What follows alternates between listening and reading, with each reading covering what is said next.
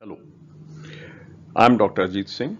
As I had introduced myself in the first part of this topic that I have presented, this is my first presentation, second part. So bear with me my mistakes. I'm a physician, a retired physician with an interest in history and science and philosophy. So in the first part, diabetes, type 2 diabetes, Greece to America, a history of where did man go wrong? Yes, we have gone wrong. Currently, there are 200 million, yes, diabetics, the type 2 diabetics. And it's expected to rise to 650 million diabetics in the world by in another 20 years. There has been a sudden spurt, a steep rise from, say, the early 60s. It started off in the 50s, 60s, and is picking up speed.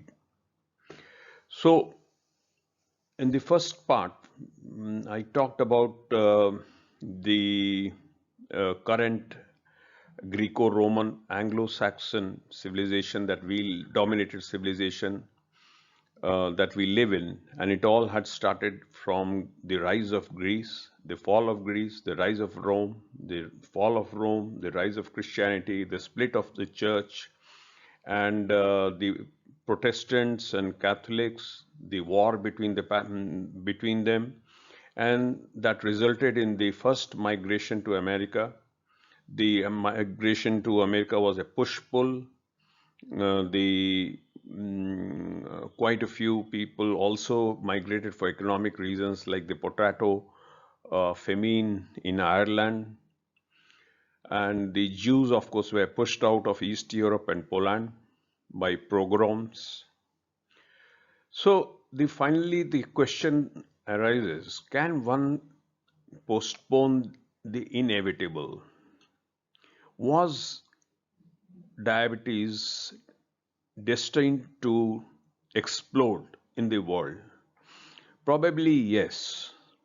The world was reaching a point of technological advancement where transportation became very easy, very little walking, very little physical exercise, coupled with extreme excess of food, and habits changed very quickly. People ate for pleasure, leisure, and all that led to obesity and diabetes. It would have happened anyway.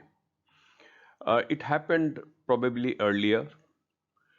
Maybe things would have been a bit different, a bit slower.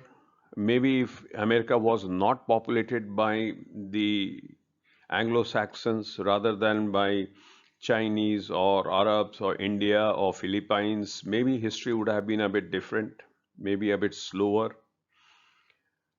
It was inevitable. And the cover of my first part showed Catherine Medici, a French noblewoman, a Catholic French noblewoman, come out of her castle and inspect the massacre of the Protestants, probably a daily affair. It was a very welcome sight for them. And in a way, this Protestant Catholic war, the split of the church, accelerated the migration of the English out of England. And that probably was the most direct cause of the rise of diabetes a couple of hundred years later. And today we'll talk of that. You see, the United States has came of age around by 1910. 1910, it was stagnating, a small economy, it had a small army, it was very inward looking, it did not want to interfere in the world, it was in debt to to Europe. It owed around 40 billion or something odd to Europe. But after First World War, the United States was made to intervene by Woodrow Wilson, who and who had his own views. He went against the general population view of not wanting to interfere. And after the First World, the United States economy did really take off. But the real takeoff happened after Second World War. So the United States had come of use, and in 2,000 years of history of human being, known history of human beings, of man, China and India have been the largest two economies. But here you see the United States, this big blue, it started rising, and it has started declining undoubtedly, but still it is much bigger and massive and than any other economy. So what did make America so big and directly responsible for many of the ills that we have today? That is the thrust of this presentation. There is a study how important is religion to you. In many countries were asked, and one thing in general came out: the higher the general GDP, your economic prosperity, the lower the hold of religion on you. On this side are countries which have a very high hold of religion, has a high hold of them, and they're all low GDP. And on this side, United States, Europe, most of the countries of Europe. So, in a way, religion did play a part initially, but then religion has started receding in the background, and whatever is happening to humans is despite the religion. One of the highest incidents of obesity and diabetes in the Gulf, Kuwait, Abu Dhabi, the Middle East. They have a very high incidence, though they are also very religious. So it is despite their religious affiliations, the people have diabetes, a rising incidence. So the United States was soon turned to be a blender. It blended all nationalities. In a few generations, a lot of the Polish, the French, the English, they lost their individuality and became Americans. That is a tribute to America. Yes, there are people who still trace their Polish ancestry, Irish ancestry, but many of them now cannot speak the language of their ancestors. For somebody like Donald Trump, he has English, he has German, he has mixed ancestry, and so is true for most whites. Also for the blacks, you can make out the difference between an American African and a pure African. There has been a lot of churning by the blender called America. So, what defined early Americans? Well, the good, the bad, the ugly. They were the good ones that came, hardworking, the Methodists and the Quakers, people like them, the Jews, the hardworking, the Italians. Everybody did bring good things. They were the bad also. There were a lot of criminals, and they were the extremely ugly, villainous, serial killer types that also came in. But some traits became common for Americans. They were industrious. They had to be industrious to be able to live in a very hard, unforgiving land. They had a sense of adventure. They were very independent minded with their uh, guns and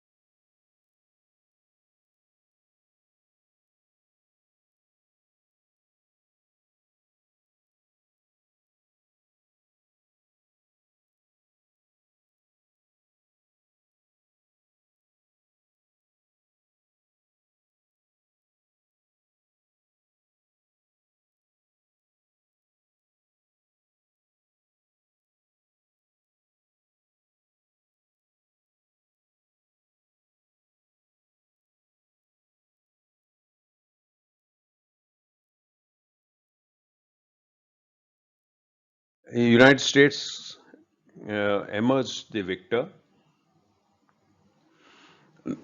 Then, where the Indian wars came along, there was the also the big civil war over slavery. Abraham Lincoln decided to fight rather than compromise on slavery. The southern states broke away. They wanted slavery. The north states did not want slavery, and they went to war. The South fought much better. But they had less manpower. They had a smaller industrial base. They were more of an agricultural society, and yet, in every battle, they performed almost equal, if not better, till till Grant came along and um, plodded on and eventually defeated the South. And then the most shameful part of it was the General Sherman march through the South Carolinas, burning, raping American women, almost his sisters, mothers. They universally raped South Carolina, and looted, burnt it to ground so that it would not be able to stand up again. That was the one blot on this American Civil War. Yes, they were fighting for good causes, but this was a black spot. Uh, Fortunately, just after the Civil War, the president he channeled the energies of these returning soldiers in making a railroad. One started from the Atlantic, one started from the Pacific. They cut through the Rockies, the huge mountain range, and they eventually joined up. It was a huge operation, and a lot of soldiers were employed by the railways to protect and fight the Indians. Now, with the invasion of the railways and the killing of the bison, the Indians had nothing to eat, and they had guns. Some of them could purchase guns, and they trapped the migrating white people, the big migrations. So there's one thing that stands out which will help to understand the American ingenuity. American ingenuity is always till date. They eventually managed to find the right person for this job. Eventually somebody steps in. You will see an army of laggards and cowards, but you'll always find the right man who will turn them around and lead them to victory. The second thing was, first is the Americans always managed to find the right person for the right job. Second is targeted innovation. A gun is not just a gun to be researched and improved and have golden and silver linings and made more beautiful. Progress should be targeted. The Americans were very good, and it was to stand them in the Second World War, in the First World War. Their research was always oriented towards a problem solving.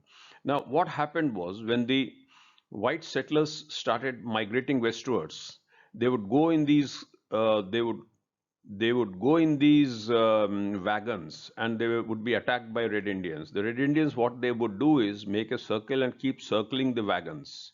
And suddenly, from one point, they would they would break the circle and enter the wagons throwing axes or shooting, and you never know. And that was the danger point. In that single charge, they often managed to break the wagons. You needed a rapid firing rifle. The rifle loading was very slow. And yes, two, three companies straight away did the research and brought what was known as the repeater. This is a Winchester repeater. Now they had a handle here, and they put five or six bullets in the breech. You didn't have a bolt action then, and this pumping action of this, you fire a shot and then you pump with your hand, and the second bullet goes into the rifle, into the firing cylinder, and then the hammer comes and pin comes and strikes it. So this pumping action made the Winchester repeater very fast. And this one rifle, they say, helped them to win the Red Indian Wars. There would be a Custer stand. Custer's and 600 men would be surrounded by the Red Indians and massacred till the last man. Custer is a hero for them. Though, ironically, he was quite pro and friendly to Red Indians. He understood their problem. It was a bad chance that the army that got surrounded has Custer at its head.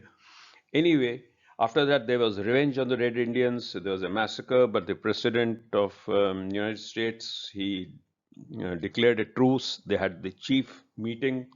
All the Red Indian chiefs came. They had a meeting with the president, and then they formed a reservation, reserved areas for Red Indians, and the Red Indian problem sort of solved itself out. It was no longer, it did not impinge on the American consciousness after that. Right now, of course, there's another move to give back dignity to the Indian and whitewash history to remove reference of cowboys killing Indians. Anyway, it was American ingenuity, hard work, courage, determination that against all odds that helped the white man to survive in this extremely hostile environment. These were the bisons. They roamed the mid grasslands. These are the typical grasslands that in the center of America, and these bison were killed off and they were replaced by these cattle. They are the longhorns.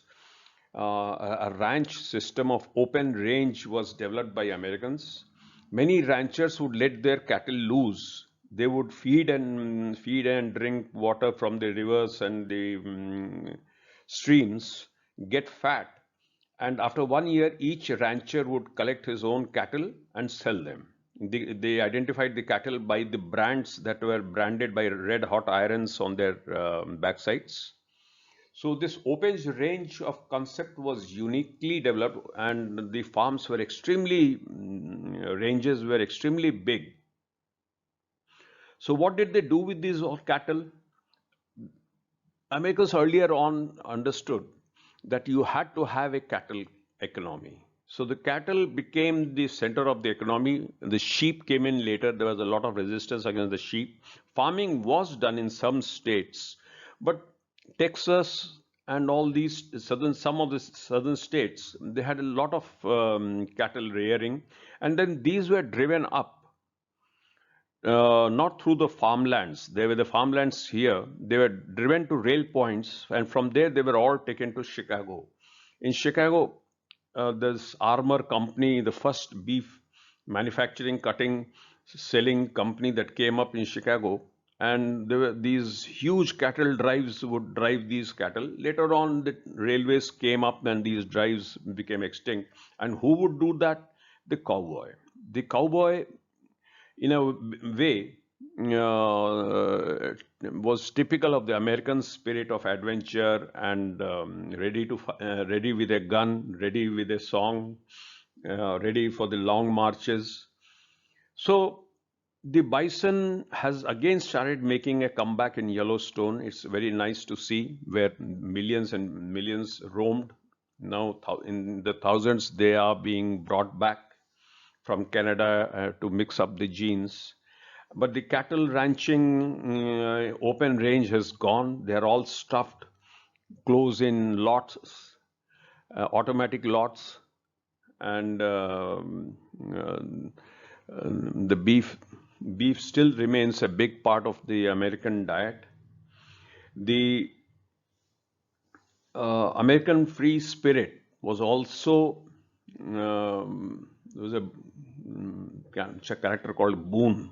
Forget the full name. Boone was an adventurer. He sort of the demise of the open grasslands, the free spirit, the jungles, the adventure spirit. He epitomized that, and he lamented the destruction of the forests and the conversion of grasslands into agriculture.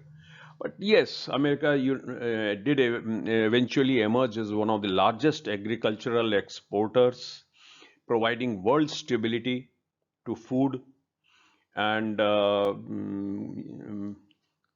in a way, the world population and the US population would not have exploded without the usage of these central grasslands for cattle rearing. And the another spirit that characterized the Americans was the first thing was big horizon. People came from gloomy, overcast skies, small sky of Europe, and the first thing that they noticed that the horizon was big. In the in America, the horizon seemed to be endless. It seemed to be far, far, far away, and everything became big after that. Their ambitions became big. If you had a few acres, you were a good farmer in Europe. Here, you could have 10,000 acres. You could have 1,000,000 acres. Sky was the limit. Everything was big. They became self-independent, self-governing, a true jungle, which underwent trials to emerge as a hard-working, law-abiding talent society. Nothing came easy. The criminals came. They lived by guns. They robbed banks. They robbed trains. And then Pinkerton and his people came along and then wiped them down. There was a bad man. There was a good sheriff also. So eventually, law and order came not because Washington or some politician willed it from the far or some army came and reformed. No, the people became independent. They formed their sheriff. They formed their own. The judges would come. They were justice was swift. Hanging tree, hanging was in the town, small town place, county place. They hanged their criminals. They brought about peace, prosperity. It was a long, hard struggle, and with hunger too. They faced hunger. What characterizes those difficult times? There are two monuments. This is the beginning of the Oregon Trail. Somehow it looks here the big trail that westward ho. The big American spirit was keep moving westward. Every most of the Americans wanted land, and the land was getting occupied, and so they kept moving onwards till they met the Rockies, and then they crossed the Rockies, which was very dangerous. A lot of 40,000 settlers died crossing the Rockies. And then was the promised land, California, where agriculture was very easy, fruits grew, and it was quite a good climate. So westward hope went into the soul of America. And the Oregon Trail started for California from this place, and there stands a woman with a broken carriage wheel and looking anxiously for a husband to return or father to return. And you see the steely determination of this woman. They migrated westwards in the hope of a better life. There's one movie that epitomizes it. The suffering normally doesn't get picturized. There's a movie called The Homesman. There's a crazy drifter who is brought in to escort four deranged women. Each of them had a story. Somebody had lost all her family, all her small children to smallpox. Somebody had lost a husband to typhus, or there was a loss. So this movie, in a way, sort of in passing, of course, is not the main part of the story. That the tribulations and trials, the hunger, the disease, the deaths, the loss, the sorrows, the white settlers initially suffered to make their economy strong. So I often say that you can't grudge America to the white settlers. It was their indomitable spirit, their adventure spirit, their westward spirit, their innovative spirit that eventually tamed what was a very tough land. And we forget these were the early settler pioneers who went west. They were the pioneers. They were the early settlers. There was another group of pioneers which was equally responsible for making America great, if not more. The Bible reading, wagon leading the farmers, the settlers, they moved west. But there was another group, the Scotsmen, the English, the Italians, the Jews. They came and settled on the east coast of America. From the Jews mostly settled in New York, and this East Coast became the powerhouse of another sort of pioneers. They came with nothing in their hand. I mean, Samuel Slater, he's known as the father of textiles in America. He didn't have much when he came, maybe $1 or $2, and he went on to create an empire of textiles and made America a powerhouse. Then there was Andrew Carnegie, a Scotsman. Again, with very little, he went on to become one of the largest industrialists.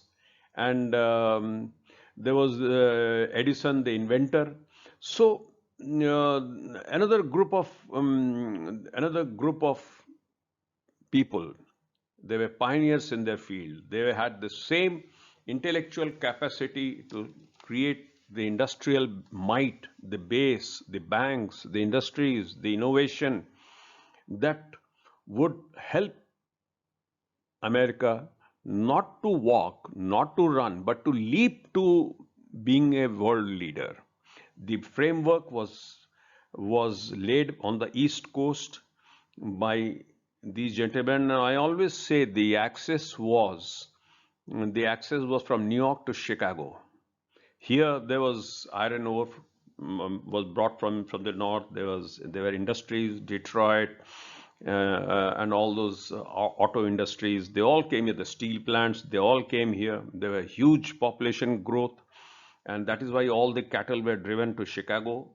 Chicago has it had good connecting lines, and New York was the financial, the administrative headquarter of America. So these were the second type of pioneers. One pioneers went to the west fighting the Indians and fighting disease, hunger, and bad rivers and huge rivers and mountains. And the other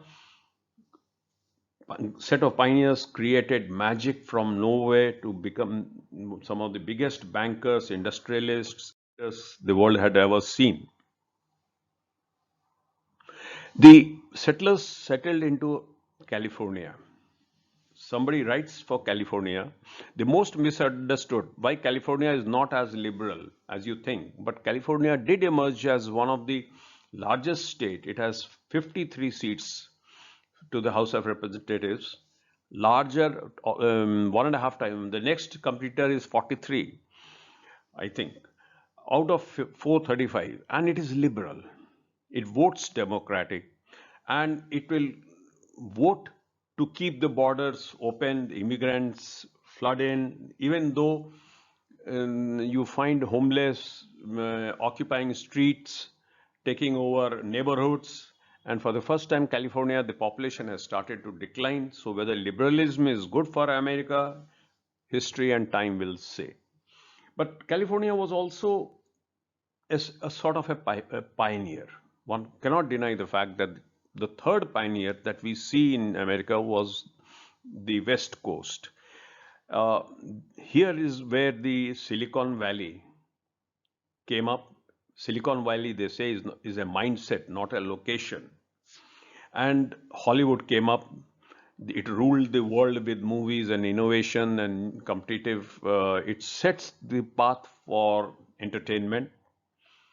And Silicon Valley, San Francisco, the pioneer is in multidimensional thought. They it is not traditional business. It is not traditional steel and cement and banking, but a new dimension of industry. If there is a new dimension to be explored, rest assured it will be the West Coast, not the East Coast. So these are the third pioneers in unknown dimensions of research and progress. One has to grudge them. They are liberals, And so eventually, which side will win, the liberal or the conservative? All the liberals will be swamped by their own liberalism, as was Rome by the barbarians. the the analogy is not that the immigrants are barbarians. There are some very good, very deserving immigrants. I'll add to that. But the what made America great may not be reflected in the new wave of immigrants. This is my submission. And another thing that must be said is the Americans constructed, researched, discovered, built, but they were also very, very, very irresponsible also in a way. This man stands on a mountain of skulls of bison. They often killed for no reason. They cut down some of the biggest red Indian, the redwood trees, 6,000 years, 4,000-year-old trees. They just cut it down for competition's sake. There was a pigeon, carrier pigeon bird or a traveler pigeon bird. They shot it just for fun. They created mountains of it. It's almost extinct. And you had bad people also. There was a huge responsibility also. As I said, they knew no horizons, and when it came to crime, you had people who had no horizons. There was a wife and husband gang who lots of movies are made for them, and there were these fantastic river boats, and you had gamblers on them. There you had train robbers, and you had the Pinkertons. So America struggled with, and still struggles a lot with crime, which is which knows no boundary. Now, out of America came out certain discoveries. But they say when the railroad was being built, the foremen, the managers did not want to give them a lunch break. They worked so hard on it. And so the Big Mac, the hamburgers, the big cheese sandwiches came along. You could work on keep working and keep having your lunch, and there were big calories in it. And they say the bison, they rather than buy cattle, they would hire people to kill bison and make the hamburger rather with those bison. So there was U.S. and also yes, it's worth mentioning. Even the genes came out of this period. Practicality, the practicality that a double seam with riveted buttons, it made them very strong. So that you for the workers didn't have trousers that tore. They were known as overalls, I think, denim overalls in the beginning. Later on, they were called as jeans, but they were some of the toughest dress ever invented. So the Americans brought in a lot of innovation that were practical, target oriented, and US in a way was past the tipping point. Now there was no rolling back America. It was past the tipping point. The Spanish, the Mexican, the Civil, the Indian wars was all behind them. Industry and agriculture, railroad had propelled America, and it was at the takeoff point now. It had done its running on the runway, and it was poised to take off. And it did take off. The World War One helped. World War One started in 1914 to 18. The Republicans and did not want America to go and fight in Europe somebody else's war, and for almost 3 years they kept out. But Britain, France, Russia was anyway out of the war. They were down on their knees.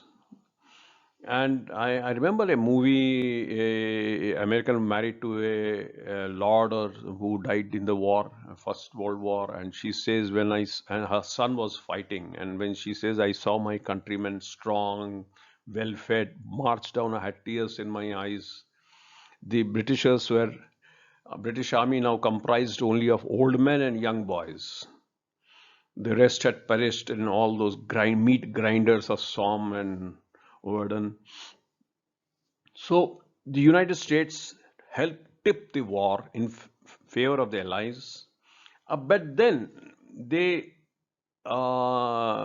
surprised the world. They had announced to the world that we have arrived. And then they surprised the world by refusing the form of League of Nations. The League of Nations was formed like a United Nations that we have, and America refused to enter it, become a part of it. It is a irony, it is a sad part of history that if America would have joined, I am sure history would have been different. The League of Nations was full of people who had hatred for Germany, like France, like England, and even Italy for that matter, and all these small Belgium, and they saw to it that Germany was punished and humiliated. In contrast to what America did when it dominated after Second World War, it did not humiliate Germany, it did not humiliate Japan. It sent them a message, but they let them progress. And very quickly, within 10 years, a decade, both these former enemies leapt up and almost became world leaders in economy, but not after First World War. Woodrow Wilson, the president, deeply wanted to join the League of Nations, but the House of Representatives and the Senate, they defeated his bill. He had a stroke. He went around United States begging people to support him to join the League of Nations, but he failed. And in the Treaty of Versailles, Germany was humiliated, and within 20 years, this massive Nazi party of Hitler and Germany was ready to fight again. And between the First and Second World, a few things happened. One thought that America has forgotten the hunger, the poverty, the tribulations, all these struggles that it had. But then came the big depression, the Great Depression. The stock market fell, the economy nosedived. Though it was a very funny sort of depression. There were no jobs, but the products were full. People again queued up for soup kitchens. It is a shame to see in America grown-up men make a mile-long queue to get a bowl of soup and a piece of bread. People even sold their children, it is said. But it was also the roaring 20s. There was hope. Jazz came along, the dances came along. People also had a good time. The Great Depression. The president was a wise man. I think Roosevelt, the first one. Roosevelt, he started a huge program of road building to give people jobs. In the United States, got a huge network of roads, good roads, and the people got jobs, and the Great Depression did not last long. And the second stupidity that happened between the First and the Second World War was the war on alcohol. For some reason, they said that alcohol is illegal. I mean, United States had a huge population of Irish, and keeping the Irish from alcohol is like keeping a frog away from water. And so what happened was nobody gave up drinking.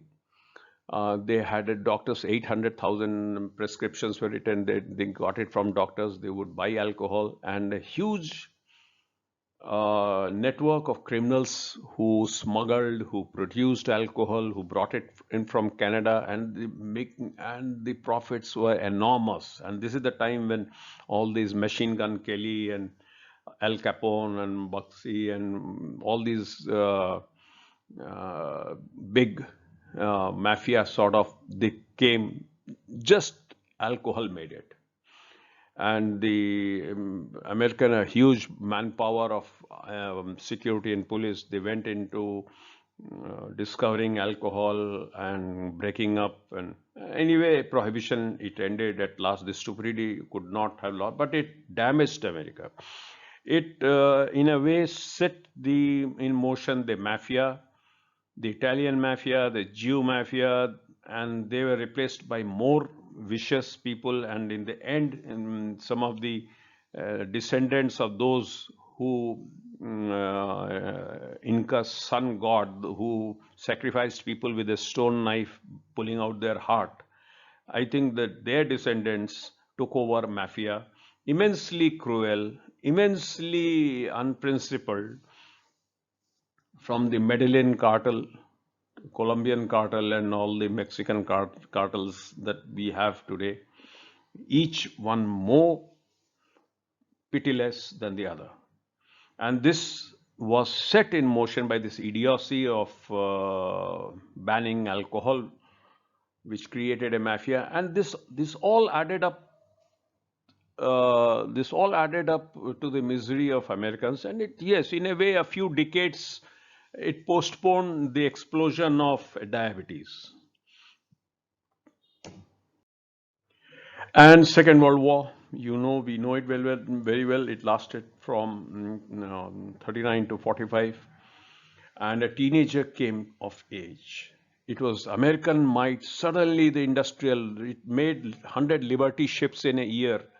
The huge, somebody had told, he spoke that if Hitler had seen the iron mills of Chicago and all the Detroit belt, they would have never gone to war with America. And America seemed to have endless supplies. Russia, Soviet Union downplays the help America gave, but that was one of the most enormous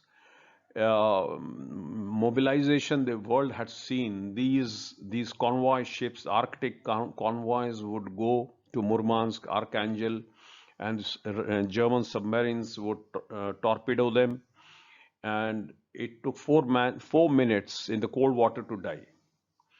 And the Americans supplied the Russians, the British, they supplied the French, they supplied everybody all over the world. They produced food, and they produced steel, fighting stuff. And then they contributed almost 1 million men in the landings. Stalin was adamant, open another front. And so the Americans and the British, and they all opened in Normandy landings, which was traumatic to the Americans. They had not seen such a loss in a day. This was standard loss for one day in Stalingrad, which lasted for hundreds or 100 odd days. This was the standard loss in a day for the Soviet army, maybe for that Kurgan Hill. Yes, that Kurgan Hill that changed hands every day. So Kurgan Hill, the average casualty was 1,000 or 2,000 a day, maybe. So, so the Americans also, world saw another aspect of America that would change the way we live. You see, radar was developed by Britain, by a scientist in Britain, but it was too underpowered, and radar was one of the two things that come to display the American ingenuity, that I always say they are very good at targeted research. So the two scientists, this is a famous photo, they wrapped a radar and sat in a bomber and with no light and flew from dark London to the gleaming lights of New York. And they said, you have to develop it. And the Americans did it. They developed the cavity magnetron, and with tremendous power, and they hugely manufactured it, and they fitted it to airplanes, to ships, to ground radars. And it turned the tide of the war. At least in the Pacific Ocean, the naval battles that America fought were on the basis of all these radars, and as was the anti-submarine war. The radar tipped the bill. The second thing was penicillin. America again would have much more casualty. Penicillin was discovered. Penicillin was discovered in England again but they did not know it was a very minute amount. So that this desired mission, they wrapped up that little amount of penicillin and they went to America. And then Pfizer, there were two. One was a 16-year-old boy, and the other chemist, I think McKinsey and Kane and McKean. I think, yeah, these two pair, they went to work on it, and they sort of maple syrup, they grew it, and then they applied the same techniques they had used for citric acid fermentation and froth. They increased the surface area, and suddenly penicillin was available in huge amounts. And the contribution of Pfizer was immense in, and then Pfizer of course went on to make streptomycin also by the same techniques. But these two, American intervention changed the face of the Second World War. And the part of that was that the Americans had a very good government and private industry collaboration. The government didn't do much. I mean, it did pay them off eventually, the private companies, but it was Douglas and McDonnell and all the Boeing and all these people and the private companies that in and the universities that collaborated, and they did research, and it would come to pay huge dividends as it does today. Uh, so Americans also, you know, big dreams, unfettered dreams, huge dreams, and so you have a huge collection also of serial killers. Ted Bundy, I don't know how many women he killed, 100, or maybe he admitted to 50 or 60. There is a huge list. That too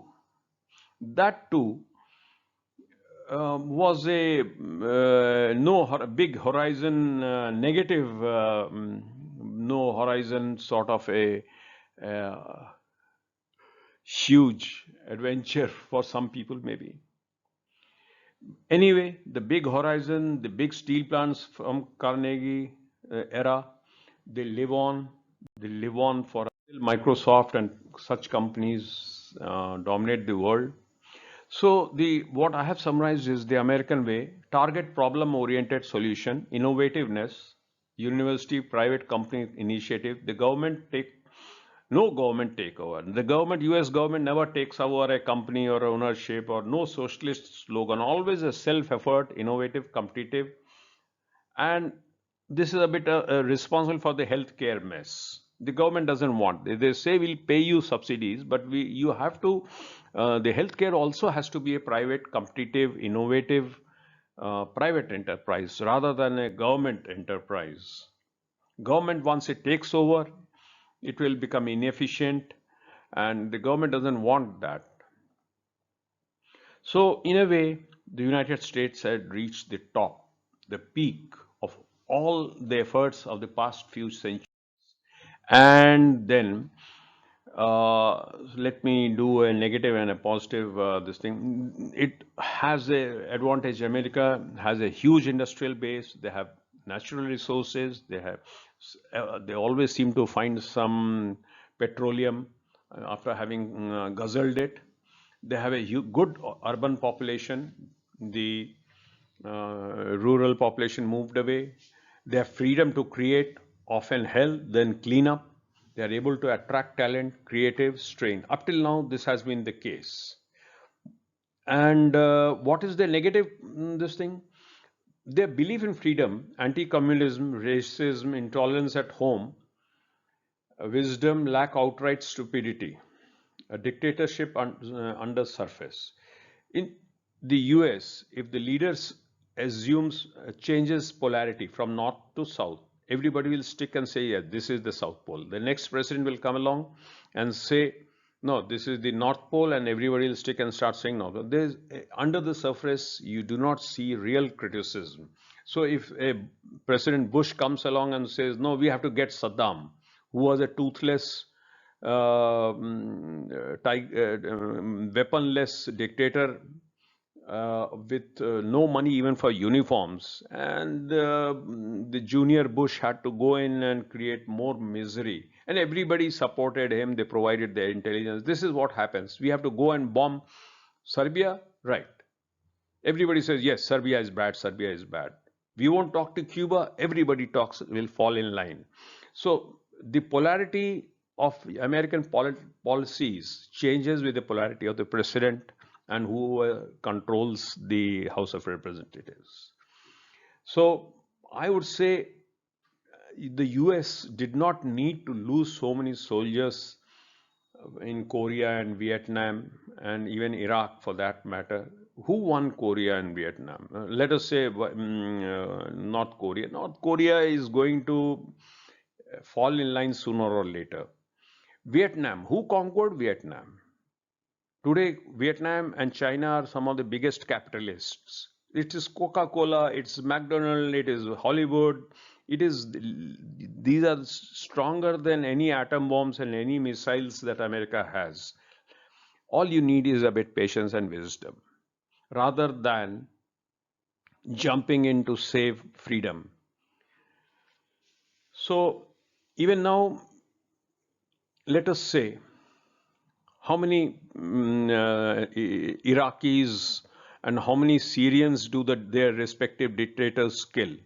Or how many Algerians or how many Tunisians did their dictator kill, or Libyans for that matter? Maybe 1,000, 2,000, 5,000. And once the United States jumped into these countries have lost more than 50,000 people in a single year. So you have to understand, people evolve to dictatorship, to freedom. Democracy doesn't come in a day.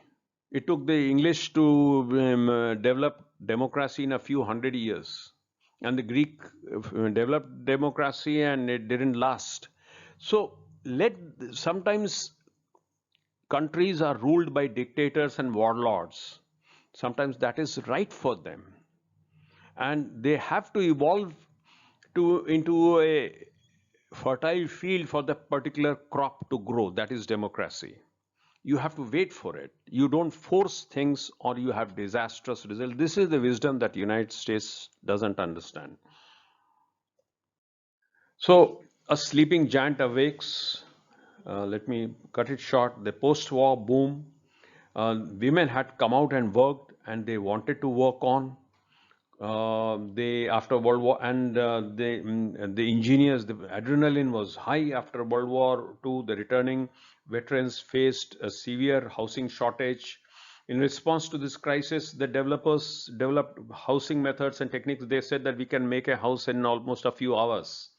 And they developed the washing machine, the lawn cutting machine, the dishwasher, and things that made the job of women easy. And so they could have a job. So incomes increased, the advertising age came, sports became a leisure, and consumerism, buying things because it was a status symbol, came to be equated. You have to be seen in this car. You have to have a washing machine, or what would your neighbor think of you? So there was a boom. The first thing that they boomed was the baby. They made babies after First World War, Second World War. When they came back home, they were happy to be alive, and they celebrated life. And the inventors, the engineers, their momentum was still on, and they discovered things. That was the most innocent age, the 1950s. That was the age um, uh, things really took off. Something else I want to bring in here is something else changed in America. Before that, there's something that you have to understand is that the calorie intake, there's a very narrow safe limit. If you take less than what is needed for you, you starve. And you take a bit excess, you start having obesity. The safe limit is too narrow. That's one of the most surprising things as far as humans go. Nature wants you to walk a very narrow road. So the US had emerged from struggle, hunger, starvation, insecurity. Many had immigrated from famines. The Great Depression and the wars also exposed the Americans to hunger, and suddenly they had a lot of food. Why did they have a lot of food? Well, farming in America was never easy. And John Steinbeck, whom I like a lot, he wrote a book called The Grapes of Wrath. It won a Pulitzer Prize, and John Steinbeck wrote after that, that after I finished it, when the book was printed, I got so much hate mail, I got so much hate letters that I went into a depression for 5 years and he could do nothing. And what was the story about? It was a story about a small farm in Kentucky. They were called Okies. And small farms, difficult, they took loans and the bank took them over and they were pushed out of their lands. They loaded up their things and went to. This is the story of hunger. It is the story of deprivation. It is the story of inequality, which America believes that it doesn't have. It sort of preached socialism. It showed Americans exploiting Americans, and it's rather sad. But I am sure a big part of America did undergo that process slowly from small farms, huge conglomerate corporate farms. That was good for America in a way. I saw a documentary about an apple or apricot farm, where they could break up clouds, they could produce hot air, they could shake away the snow. And so is a weatherproof farming. This can only be done by corporates. And the corporates turned in huge surplus. And America had first time a huge surplus. And here comes in a problem that I have not understood. I am a practicing physician for all my life. I have not understood what this. Maybe if I'll make a slide for this. Is that hunger is bad for you? Nature knows it, and food is good for you. Nature knows for it. But if you have a belly, a pot belly, a lot of fat, it should be good for you. Rather, the belly fat that releases almost 100 chemicals. They are known as adipokines. It's a sort of punishment. Barring two or three chemicals which are good, every other chemical that is liberated from the fat, obesity, obese belly, is negative. It causes cancers, it causes inflammation, it spoils the joints, it spoils the heart. Fat is good. You see, all the blue ones are good, the good that hard fat does, but all the red one are the bad that it does. Breast cancer is linked to fat. Colon cancer is linked to fat. So the question arises is, food was good. Why did the nature start punishing humans for having excess fat? Maybe it doesn't want people, lazy people. It doesn't want people who are unable to run, hunt, work hard. It doesn't want people who are so rich that they can eat away other people's food. So it starts poisoning them. I don't know. We have to think that over. Why did nature doesn't do anything on without a purpose? Why did it put in all those poisonous chemicals in the belly, punishing people who have fat? Is a story for another day. And once people had a lot of food, they started eating. I mean, all down the history, the man who eats, the Friar Tuck sort of people who eat food was was the best part of the story. People laughed at them. And the transportation, the cars, the buses, the trams, the aeroplanes, this ensured that people did not walk much. The physical labor was rapidly diminished. The the sandwiches and the breads and this thing, or pizzas, increased in calories.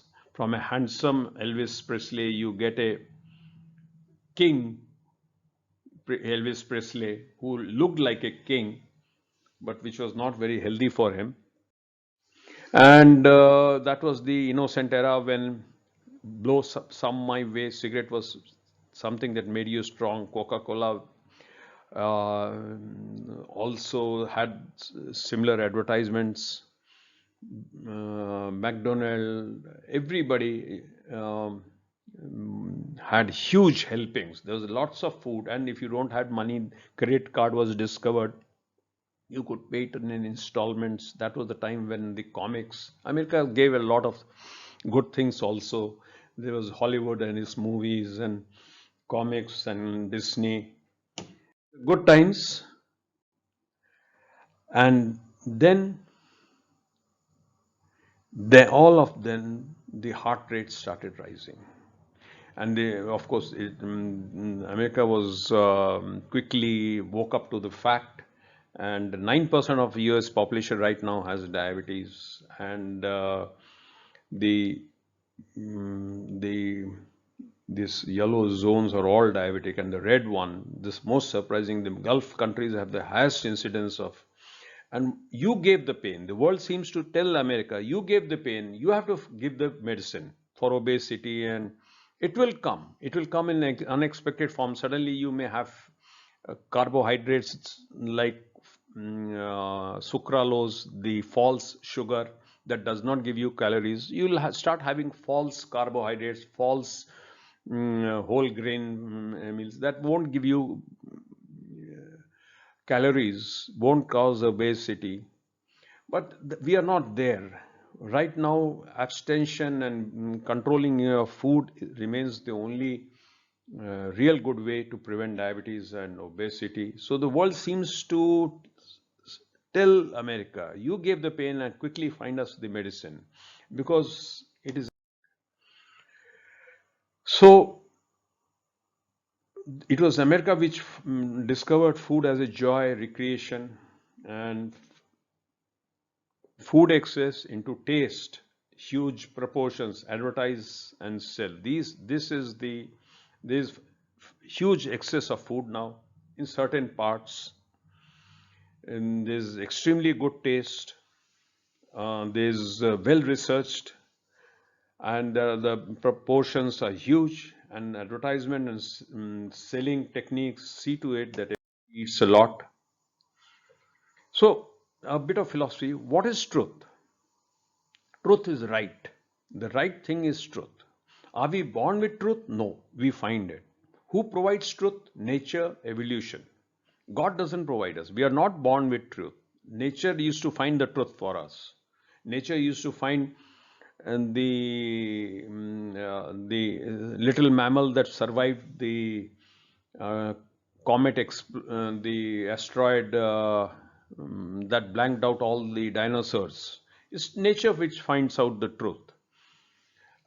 Evolution finds out the truth. It kills millions to find the chap resistant to a virus, the truth.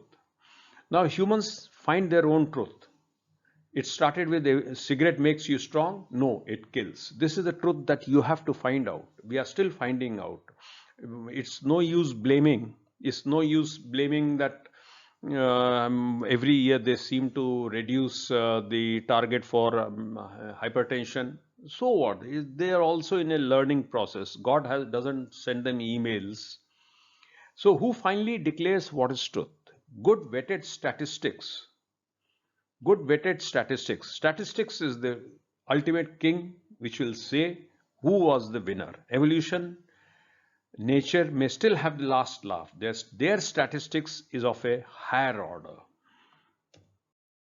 So, what is the truth? This is the Time magazine which said eggs are bad for you. This is the newest Time magazine which said no, eggs are good for you. So what? It's not their fault. As I said, truth is not an email from God. It's the hard, difficult journey of discovery that man has to make it. The food that each society and each tribe ate, consumed, was not sent by God, but was evolved by experience, and it was the best for them, which we abandoned. Now we have to find the next generation of truth once we have abandoned our Paleolithic diets and Mediterranean diets. So the road to truth is littered with discarded assumptions, ads, half-baked advice of gurus, the lesser truths. For example, good fats versus bad fats. Everybody said the fats were bad. Now they say some of the fats are bad, some of the fats are not bad. So the jury out. There are a few paradoxes I'll speak about. There is still hunger around. There is still hunger. Sierra Leone, Haiti, Madagascar, Chad, Congo, Somalia, Yemen, Central Africa are still seeing. But the French had a paradox. They ate a lot of fat. They also ate snails and little birds. That was the negative point that they had. But they had less heart attack. And then it was discovered that the red wines gave them protection. Despite having a very high saturated fat, quite a high saturated fat in diet, they did not have as much heart attack as the Americans did. The red wine gave them protection. Then the Eskimos also, same thing. They ate the blubber, the fat of seals, yet they had less heart attack because that contained polyunsaturated fatty acids also, which are protective. So these were some things that nature found out. So before the American food got to you, the race, people, tribe, nation that found itself alive, healthy, starting around 1920, approximately, that food of that era is the best for you. About 1920, things started fall apart. There are small tribes, Indian tribes that never had seen obesity, and but now they have the highest in the world. They used to eat gum and beans and pinto beans and things like that. They gave it for McDonald's and Pizza Hut. The Indian paradox is also a paradox. India is a funny country. It's a huge population, but not a single thing is endangered due to India. No bluefin tuna, no whale, no dolphin, nothing is endangered by India. Not even the Amazon forests cleared for soya to be fed to beef, for Chinese sudden love of beef. The Amazon forest is being cleared. Yes, a bit of palm oil they like, but they have started growing palm oil. Malaysian rainforests were being endangered for that, but they did not have advantage. Despite being vegetarian, despite not having any endangered product on their food plate, they have a high incidence. At least the middle class has diabetes and obesity, and the reason was this hydrogenated fats that the Americans developed. It creates crispy food. The love of white rice, sugar, wheat, and fried things in hydrogenated oil, that did them in. They discovered what is called as paratha, that's made of wheat, fried in oil, and potatoes, often stuffed with potatoes. A very tasty breakfast, one of the most tasty in the world. And the love of sweets.